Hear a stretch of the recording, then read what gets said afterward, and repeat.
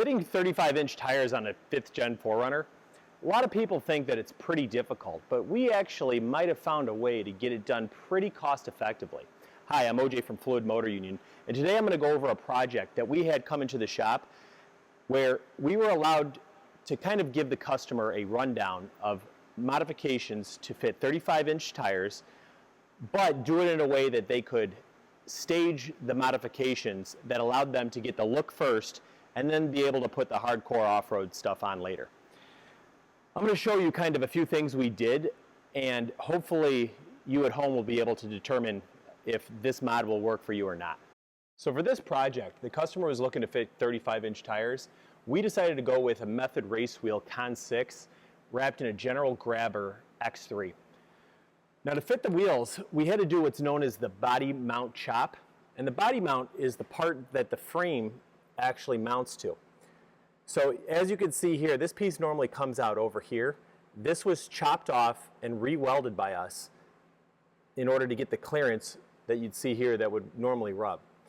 We also chose to go with something a bit controversial, a body lift. We've got just a little over an inch spacer, and that's this guy right here. That also gives us the clearance body-wise. Lastly, on the body, you'll note here that we had to notch the fender and the body actually inside the wheel well.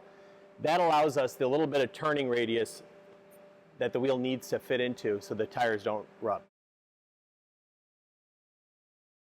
The two-wheel drive 4Runners, there isn't a whole lot of options for hardcore off-roading. This customer eventually is going to opt for a more long travel style suspension with proper shocks.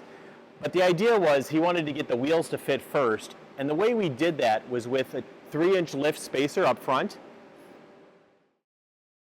and a 2-inch coil spacer in the rear.